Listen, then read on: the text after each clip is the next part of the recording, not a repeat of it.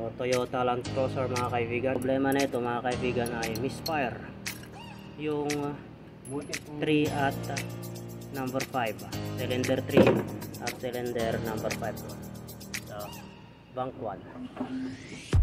So yung firing order kasi nito ay 1, 3, 5, 2, 4, 6. So dito yung bank 2, 2, 4, 6, 1, 2, 3, 4, 5, 6. Ganun yung kanyang firing order. So yung ating timing guide nya. Ayan. Magaling yung guide. Okay.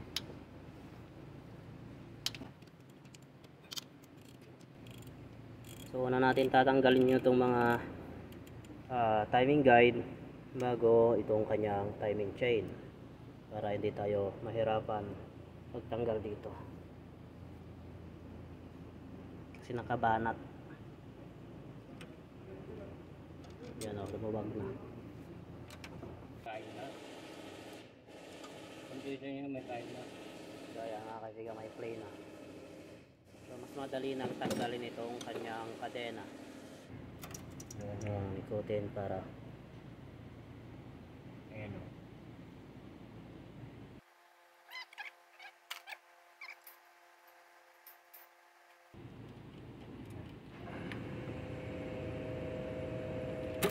okay. May pitik, mag-ingat sa kamay, sa mga daliri nyo kasi napitik to minsan, tsaka doon. So ayan, natanggal na natin yung kanyang timing chain. So magtatanggal naman tayo dyan ng kanyang camshaft. Pagkatapos yung camshaft, yung bolt na ng cylinder. Okay?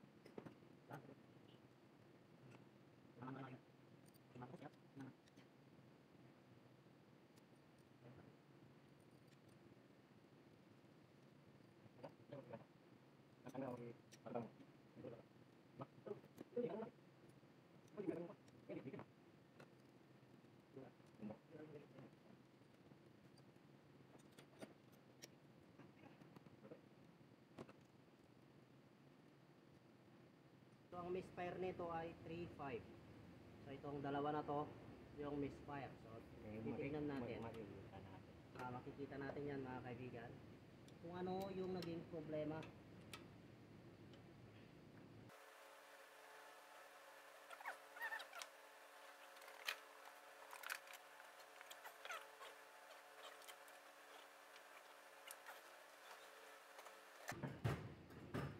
So kaya mga kaibigan, natanggal na natin.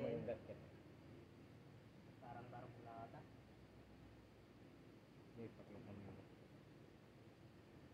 So ito yung kanyang gasket.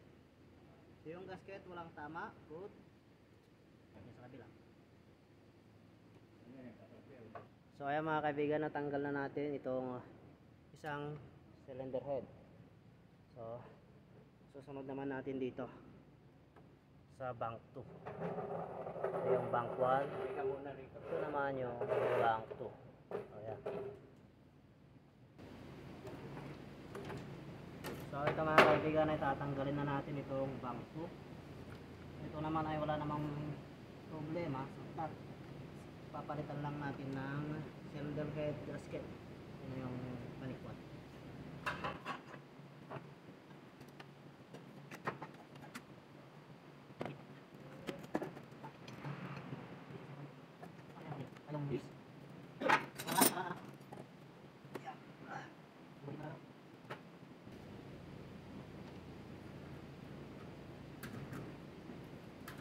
Pakita ko sa inyo.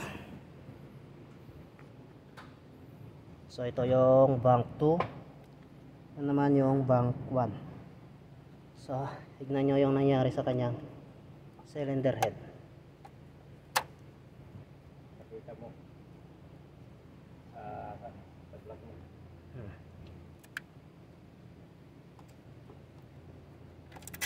Ito ay napa-overheat nila.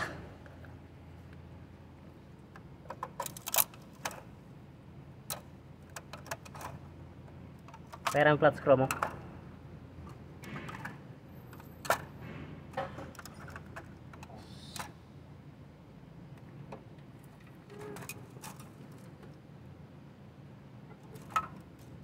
Pakita mo.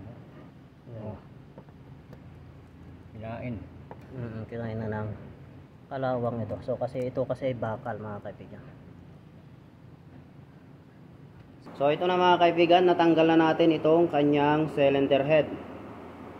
So ito yung bank 2, bank 1. So yung misfire dati ay yung 3 and 5, 1, 3 and 5. So ito yung bank 1, ito naman yung bank 2. 2, 4, 6, yan yung kanyang firing order.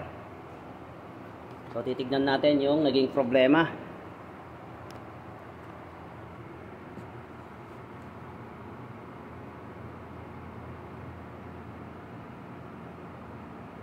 Ito yung bore number 5. Tignan nyo yung kanyang barbula. Sa number 5 mga kaibigan. Ito yung butas ng number 5. Ito yung mga barbula nya. So ito naman yung number 3. So pansinin nyo rin yung barbula ng number 3 kung nasaan dyan. So ito good. Ayos yung isa. Ayan, kung mapapansin nyo.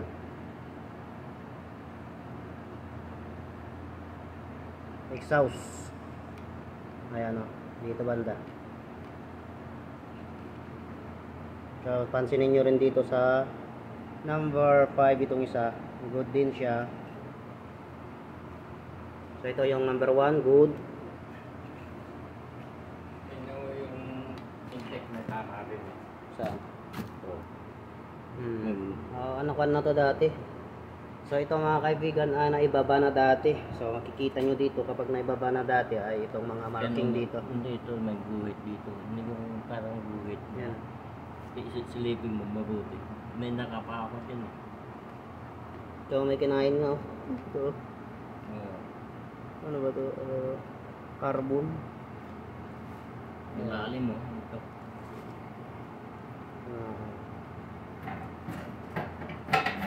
Hindi siya makalusot eh. So ito yung naging problema, dalawang barbula. Ayun. So ayun mga kaibigan, ang naging problema nito ay yung dalawang barbula. So isa sa 3, isa sa 5. So nakita nyo naman kanina. So kaya nagkaganon yon ay sa overheat. So sa init.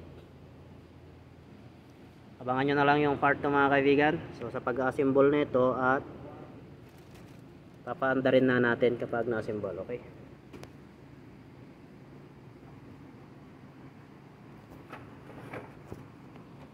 Merienda daw muna, sabi ni Mr. Shokoy.